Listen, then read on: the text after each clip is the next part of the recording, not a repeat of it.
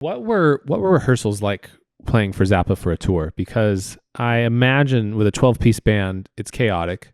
I imagine everyone is on top of their game to know their parts. Everyone's on top of it to make sure they understand the music and what's going on.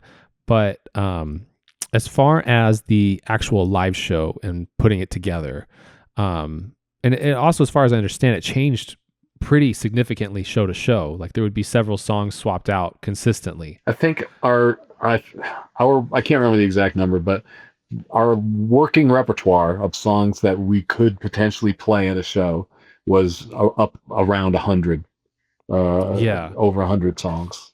Um, so yeah, and the reason for that is because we were doing residencies. We'd pull into New York City and play 3 nights in a row, and Okay. to the extent that he could, Frank wanted to make each of those shows a unique experience. So that because he knows there are a lot of fine, crazy people in New York City that are going to be at every single Zappa show, and he Yeah. wants them to have a very good time at every one of those shows. One of the main things that Frank impressed upon me when I got in the band was how important it was to him that the audience's mind be blown. Because that was the experience that I remembered from going to see Frank as a kid, as a fan. And he said, "Yeah, that was not an accident. I'm very sincerely and consciously focused on blowing the audience's mind, and that's why it was important to him that the band be really freaking on top of it.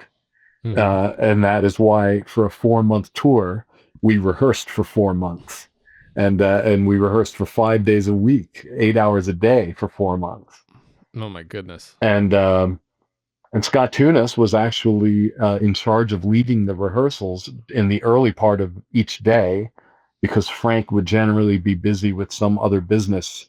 We would start rehearsal at 4 o'clock and go until midnight. Generally, Frank was busy with other record company business, music business, getting the tour off the ground business, Yeah. until at least 6 p.m. So that might be when Frank actually showed up at rehearsal, by which time Scott had already been leading the band for 2 hours. Yeah. And the stuff that Scott led us in, the songs that he chose would always be based on him conferring with Frank at the end of the previous night's rehearsal, and Frank would say, "These are the songs for you to look at the beginning of the following rehearsal." Hmm. So that was organized, and then Scott Scott would crack the whip, and it wasn't always the easiest thing, yeah, getting the whole band aligned, because a 12-piece band is a lot of guys. Um, but gradually that band became something that Frank was this the thing that is the takeaway experience for me is that Frank thought very highly of that band musically. So that was validating. Hmm. And is similar to when I was making the album with Andy Partridge, that I just wanted to make an album that he would like. Uh, while I was working with Frank in my completely inexperienced green puppy like state, uh, that I was really committed to doing the best I possibly could for him. Even though my tools as a player at that point were still largely unformed, I when I go back now and listen to the recordings of that tour and hear what I was playing, there's a part of me that wishes I could have brought some of the skill set that I had later on to those recordings. But I definitely hear somebody trying, and I'm grateful that there's times where you can't hear me at all in the mix, and then there are other times where Frank's got me pumping in the mix. So the fact that I Yeah. was able to give him anything that he felt could be that loud in the mix, that was validating. And then, one of the things I'm fascinated about with Zappa is the pedigree of musicians that were in his band, and not just the fact that they were so talented, but it, Zappa was a springboard for so many incredibly diverse musicians. I mean, you've got guys as diverse as like George Duke, Jean-Luc Ponty, you've got, Steve Vai, obviously. You've got yourself. I mean, Adrian Belew. There's all these incredible musicians that have gone on to do so many amazing things in so many different genres.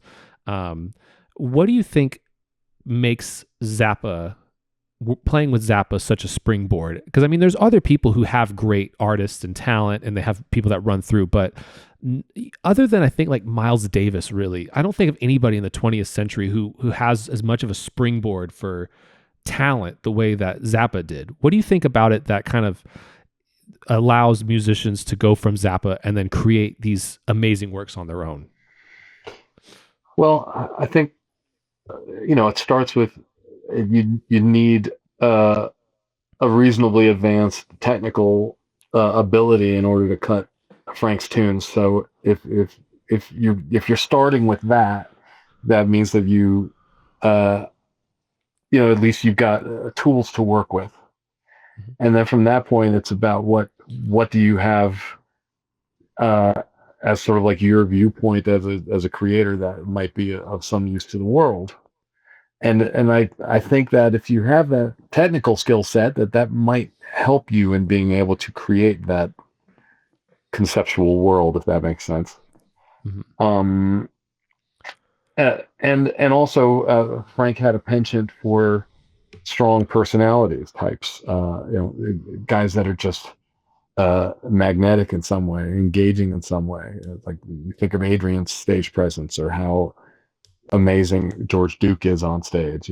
Yeah. These are just people that have like a real spark to them, and Frank had a keen eye for that sort of thing, especially when it's a strong personality combined with a really unique instrumental ability. It's just an endless parade of amazing players in Frank's band. So just because of that, inevitably you're going to have a nice crop of creators in their own right. Mm-hmm. So one thing I'm interested in is because really your first, like, I mean, I know you played a little bit before Zappa, but it was really like your first big gig, right? Like, I mean, it was the one that kind of set everything in motion for you. I had done bar gigs in San Diego with my own bands. Like I was in bands with my brother, and mostly like cover gigs and stuff like that. Yeah. Nothing professional. Frank was the first one of anything remotely like that. And I'm fascinated because, by all accounts, it was your dream gig to get that gig with Zappa. Literally, I literally used to dream about it. And however, just as soon as it started, I mean, you only worked with him for really a couple of years before it all ended, and his health faded, and he eventually passed away. Even less. It really just came down to the 4 months of rehearsal, 4 months of touring, and then I stayed in his orbit after that. I was doing lead sheets. I was like creating lead sheets of his songs for their files, in the Zappa office.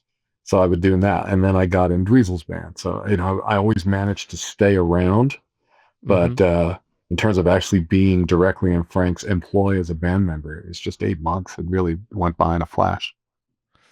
So getting that dream gig so early in your life, was it hard to move on afterwards? Like, was it hard to figure out what to do next? Because I mean, you started kind of at the top of your own mountain.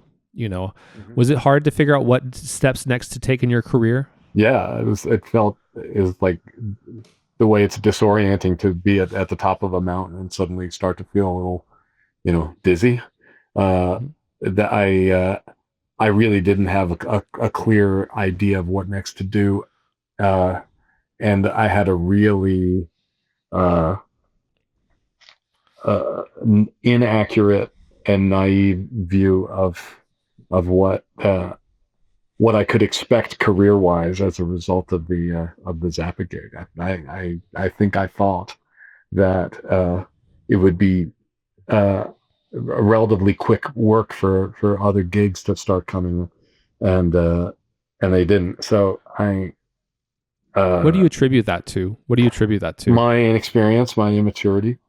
Okay. I didn't yet have anything that was saleable for anybody else outside of Frank, because the circumstances surrounding my getting involved with Frank were so unusual and specific.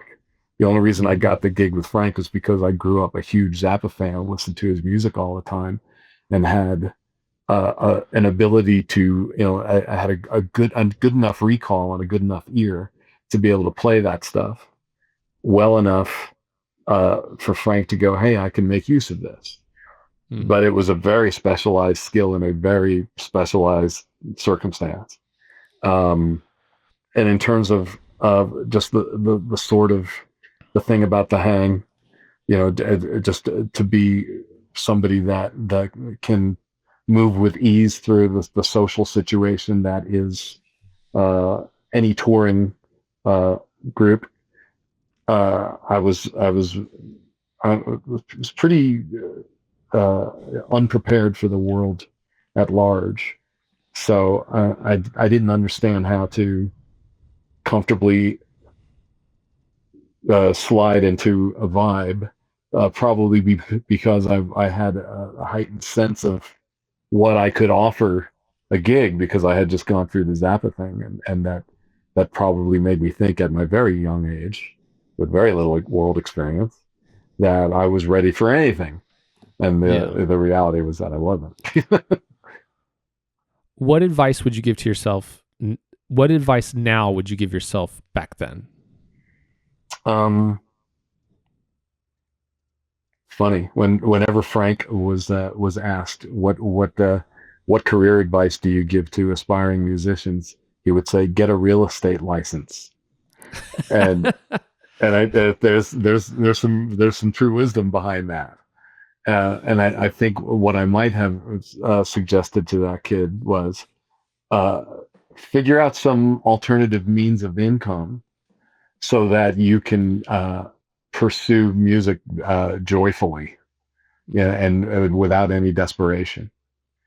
Try to work out a situation for yourself where you can utilize your skills. It can be music, but it's like I think I spent too much time casting about, uh, and in the meantime, the finances are dwindling, and the gigs aren't coming in, and so uh, it took me too long basically to start, because eventually, yeah, I started doing more.